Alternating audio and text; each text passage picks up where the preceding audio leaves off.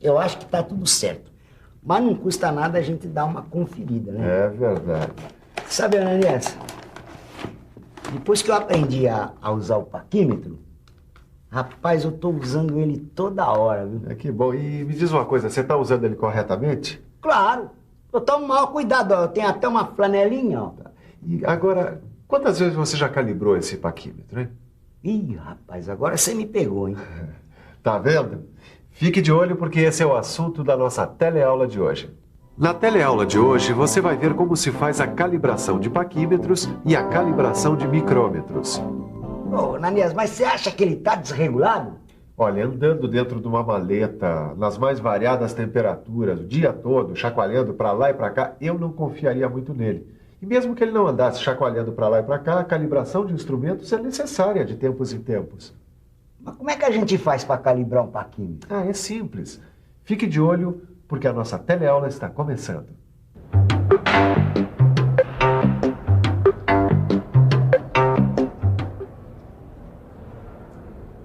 Tito, Fala, Silva. assim que você terminar aí, separa os paquímetros e todos os instrumentos de medição aqui desse setor, que está na hora de mandar para o laboratório para calibrar. Peraí, Silva, não dá pra fazer isso na semana que vem? A gente tem um monte de peça pra ser medida. Mas é por isso mesmo. Antes de medir, eu quero ter certeza de que tudo está em ordem.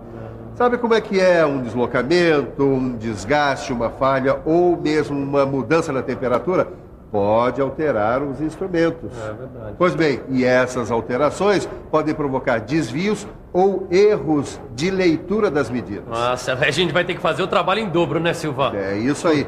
Por isso é necessário fazer a calibração dos instrumentos. Calibração. Operação que estabelece uma correspondência entre as leituras de um instrumento e valores de uma grandeza física, medida direta ou indiretamente pelo instrumento.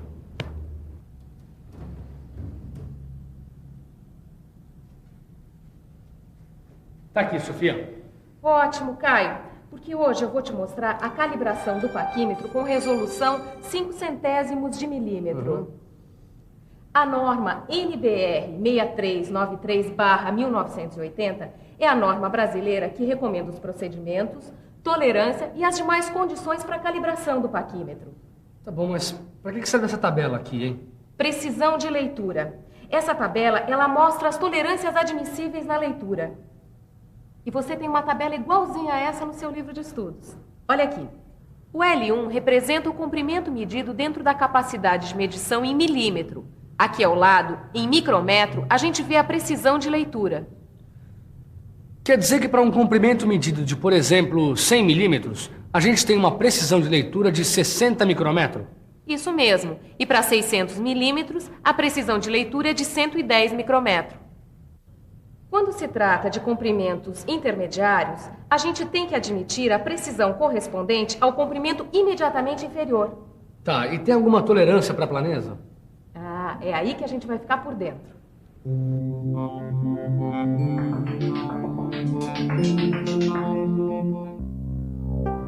A tolerância de planeza das superfícies de medição é de 10 micrômetros para 100 milímetros de comprimento dos medidores. Já a tolerância admissível de paralelismo das superfícies de medição é de 20 micrômetros para 100 milímetros de comprimento dos medidores. Bom, Caio, então agora a gente já pode falar sobre o método de controle de calibração. Você, por favor, me alcança a benzina? Para que você vai usar essa benzina aqui, Sofia? Bom, é que antes da gente começar a fazer a calibração, a gente tem que ajustar e limpar bem os instrumentos.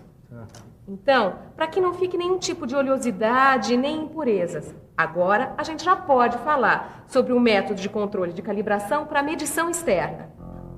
O erro de leitura é indicado perpendicularmente à direção longitudinal das superfícies de medição. Para isso, usamos blocos padrão. Agora, a gente mede um bloco padrão em 3 posições diferentes aqui do bico. Na extremidade, no meio e aqui em cima. Mas atenção, porque a força aplicada no cursor tem que ser a mesma nas 3 medições. É importante lembrar que a verificação tem que ser feita em várias posições, para que cada medição individual possa coincidir com diferentes traços do nônio e não apenas com o 0. Assim, temos que evitar a verificação apenas nos valores inteiros da escala, como 5, 10 e 15, e verificar valores aleatórios como 5,25, 7,8 ou 14,3. Legal, hein, Sofia? E o resultado dessa operação mostra pra gente se existem erros de paralelismo e de planeza das superfícies dos bicos. Isso mesmo. Se tiver erro na superfície de medição, a gente acha na hora. Tá, e a medição interna, hein? A medição interna deve ser feita da mesma forma, com calibradores padrão internos e também micrômetros. Uma coisa que a gente tem que levar em consideração antes de calibrar um paquímetro é o paralelismo das superfícies de medição. Como é que é? É o seguinte, o paralelismo das superfícies de medição pode ser verificado através da palpação de um certo espaço, com blocos padrão ou pinos padrão. Quer ver? A posição relativa entre as superfícies de medição não pode se alterar mesmo depois da fixação do cursor. Para confirmar se não se alterou, a gente coloca o instrumento contra a luz e verifica se um espaço deixado entre as superfícies de medição não vai se alterar mesmo depois da fixação do cursor. E essa régua aqui, ó, para que serve? Ah, essa aqui é uma régua de fio. Ela serve para verificar a planeza das superfícies de medição. A gente utiliza assim, ó, coloca o instrumento contra a luz e vê se está vazando alguma luz entre a superfície e a régua de fio. Se estiver vazando, a planeza está comprometida. Ô Silva, eu acho que o pessoal do laboratório teve o maior trabalho com a calibração do micrômetro. Não, acho que não, Tito. A calibração de instrumentos é baseada em normas. A NBR 6670/1981 é a norma que recomenda os procedimentos, desvios e demais condições a serem seguidas na calibração de micrômetros. Quer ver? Dá uma olhada aqui nessa tabela. Sei. Na primeira coluna da tabela, a gente vê a capacidade de medição do micrômetro em milímetro.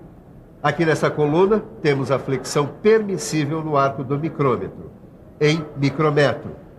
Aqui, o erro de leitura do ajuste do 0, também em micrometro. E na última coluna, o paralelismo das superfícies de medição. Também em micrometro. Mas o que essa tabela ajuda a gente na hora da calibração?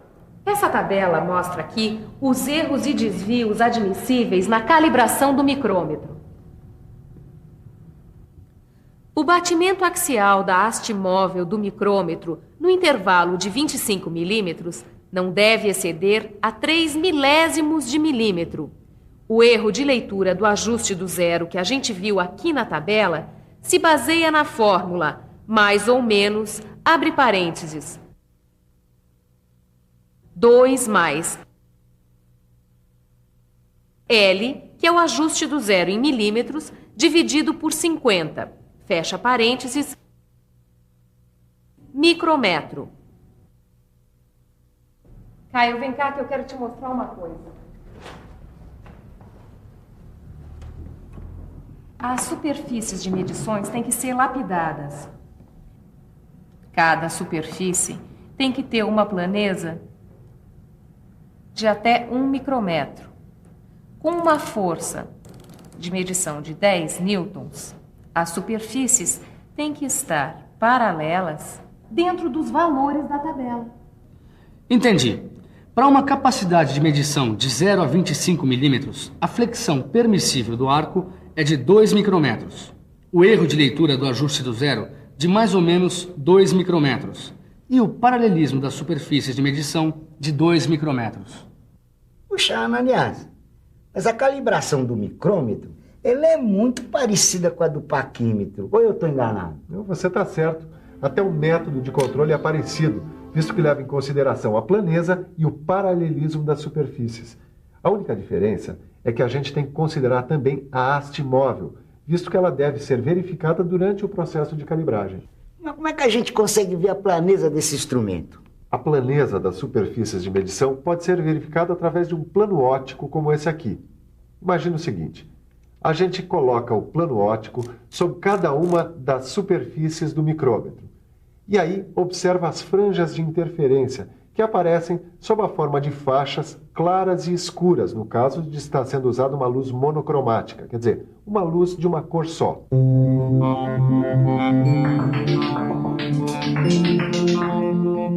A forma e o número de franjas de interferência indicam o grau de planeza da superfície, que varia de acordo com a tolerância de planeza.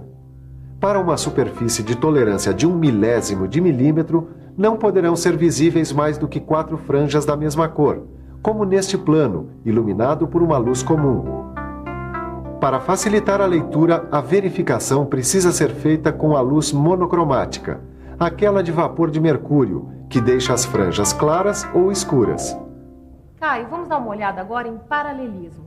Vamos imaginar que você tenha que verificar o paralelismo de superfícies a serem medidas com um micrômetro de 0 a 25 milímetros, como esse aqui. Imaginei e me desesperei, Sofia. Não, Caio, calma, é simples. A verificação é feita através de 4 planos ópticos paralelos. Eles devem ser de espessuras diferentes e as diferenças têm que corresponder aproximadamente a 1/4 de passo. A verificação é feita em 4 posições com uma rotação completa da superfície da haste móvel do micrômetro. O plano e as superfícies têm que estar em contato sob a pressão da catraca em acionamento, para evitar diferença de pressão de um plano óptico para outro. O plano óptico deve ser movido cuidadosamente entre as superfícies, para que o número de franjas seja reduzido em uma das faces, porque as franjas serão contadas na superfície oposta.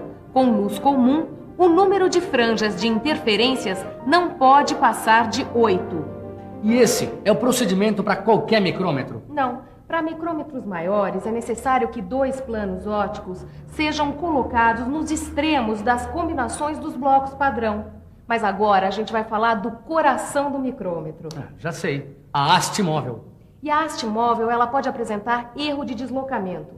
E esse erro de deslocamento, ele pode ser verificado com uma sequência de blocos padrão. Como esses daqui, por exemplo? Mas o ideal é que se escolha uma medida de blocos padrão para cada volta da haste móvel e também para posições intermediárias. Assim, ó.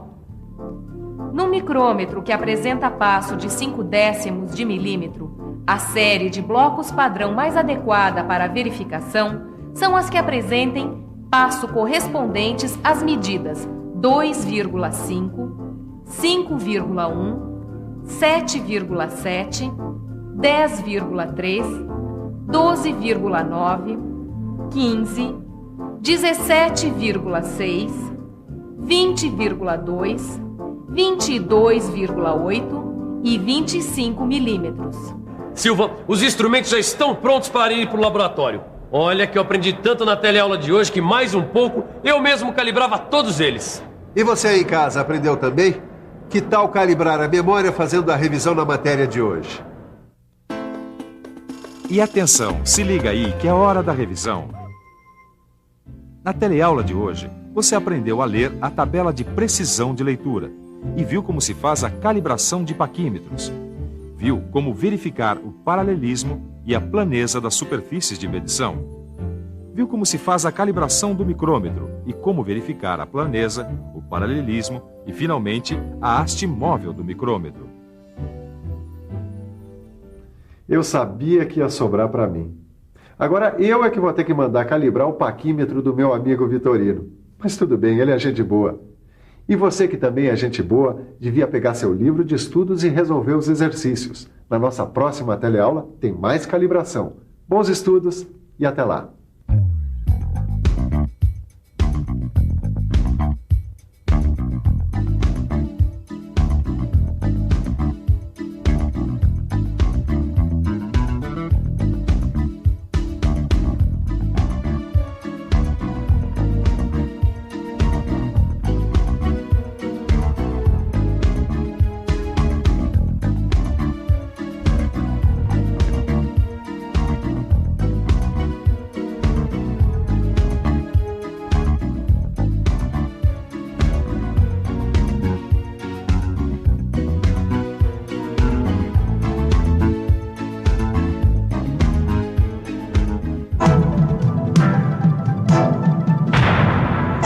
Telecurso 2000, um programa de educação do Sistema Fiesp e da Fundação Roberto Marinho.